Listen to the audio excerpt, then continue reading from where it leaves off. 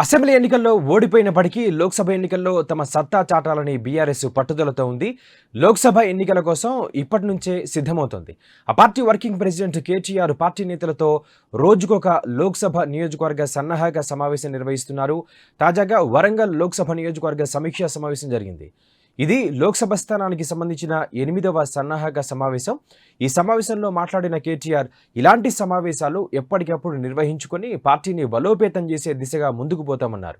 ప్రజలు మనతో ఉన్నారనే ధీమాలో ఎన్నికల దాకా ఉన్నామని చెప్పారు.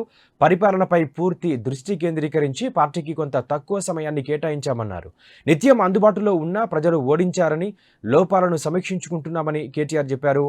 10 సంవత్సరాల పాటు కేసీఆర్ విధ్వంసమైన తెలంగాణను వికాసం వైపు మళ్లించారని పునరుద్ఘాటించారు. గ్రామీణాభివృద్ధికి కేసీఆర్ కష్టపడ్డంతగా దేశంలో ఎవరూ కష్టపడలేదని, తెలంగాణను సత్వరంగా అభివృద్ధి చేయాలన్న తపనతో 99% సమయాన్ని పాలనకే కేటాయించినట్టుగా తెలిపారు. వరంగల్ జిల్లాల్లోనూ ప్రజలకు నిత్యం అందుబాటులో ఉండే మన నేతలు ఓడిపోయారన్నారు. ఓరుగల్లు జయశంకర్ సారు పుట్టిన నేల అని 2014, 2019లలో వరంగల్ ఎంపీ సీటును బీఆర్ఎస్ గెలిచిందని గుర్తు చేశారు.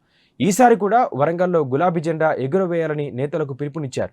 ఈ సమావేశాల్లో పార్టీ బలోపేతానికి ఎన్నో సూచనలు వస్తున్నాయని, పార్టీ పరంగా లోపాలు సమీక్షించుకుంటామని, పార్లమెంటు ఎన్నికల నాటికి పార్టీని మరింత బలోపేతం చేసుకుంటామని చెప్పారు.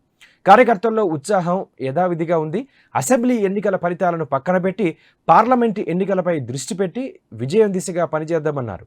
ఇదే చైతన్యంతో పార్లమెంటు ఎన్నికల్లో గట్టిగా పనిచేయాలని కోరారు కేటీఆర్. కాంగ్రెస్ ఇచ్చింది 6 గ్యారంటీలు కాదు, 420 హామీలు. ఇదే విషయాన్ని కార్యకర్తలు ప్రజలకు గుర్తు చేస్తూనే ఉండాలని కోరారు.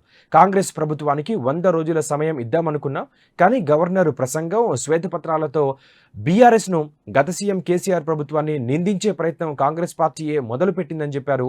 కాంగ్రెస్ నిజ స్వరూపాన్ని వాళ్ల 420 హామీలతోనే ఎండగట్టాలన్నారు కేటీఆర్. సీఎం జిల్లాలు రద్దు చేస్తామని అవగాహన లేకుండా మాట్లాడుతున్నారని, జిల్లాలు రద్దు చేస్తే ప్రజలు ఊరుకుంటారా అని ప్రశ్నించారు. కేంద్ర ప్రభుత్వ విధానాలు పేద ప్రజలను నష్టపరిచిన అంశాన్ని ప్రజల్లోకి తీసుకువెళ్లాలని కార్యకర్తలు, నాయకులకు సూచించారు కేటీఆర్.